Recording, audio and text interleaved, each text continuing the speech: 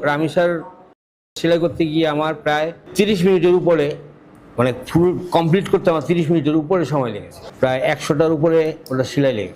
আমি অনেক পোস্টমর্টম করেছি, অনেক কিছু পোস্টমর্টম করেছি, কিন্তু রামিসার বিষয়টা যখন পোস্টমর্টম করতে গেলাম, মানে আমি খুব মর্মান্তিক হয়ে গেছিলাম। কারণ হলো আমারও ছোটো ছোটো আছে, তো ওই পোস্টমর্টম করতে গিয়ে মানে আমার খুবই খারাপ লাগছে, মানে খুবই কষ্ট লাগছে আর কি।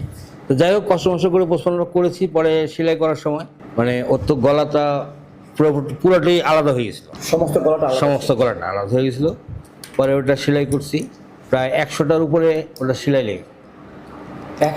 100টার উপরে, কারণ ওই ভিতরে যে হাড় আছে ওই হাড়ের সাথে হাড় বেঁধে তারপরে আমার গলাটা পুরোটা রাউন্ড সেলাই করতে হয়েছে, যার জন্য আমার 100টার উপরে সেলাই লেগেছে। তো সেলাই করার সময় আমার খুব খারাপ লাগছে, খুব কষ্ট লাগছে। একটা বডি পোস্টমর্টম করতে আমার ম্যাক্সিমাম 15 থেকে 20 মিনিট সময় লাগে পোস্টমর্টম কমপ্লিট করতে, আর সেলাই করতে আপনার হয়তো 15 থেকে 17 মিনিট এর মধ্যে শেষ হয়ে যায়। কিন্তু রামিসার বডিটা সেলাই করতে গিয়ে আমার প্রায় 30 মিনিটের উপরে, মানে ফুল কমপ্লিট করতে আমার 30 মিনিটের উপরে সময় লেগেছে।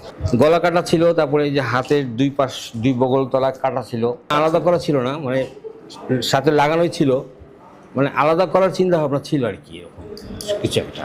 কি শুধু গলা এবং হাতে অন্য কোনো স্পট ছিল সাথে? গায়ে আরেকটা স্পট ছিল, ওর পায়ের এখানে একটা স্পট ছিল, পায়েও স্পট? হ্যাঁ, এই কয়টাই জখম ছিল তার শরীরে। তবে খুব কষ্ট লেগেছে আর কি ওই কাজটা করতে গিয়ে আমার। আমি অনেক পোস্টমর্টম করেছি, কিন্তু এরকম কষ্ট লাগেনি, এরকম খারাপ লাগেনি রামিসার বিষয়ে যেমন কষ্টটা পেয়েছি আমি।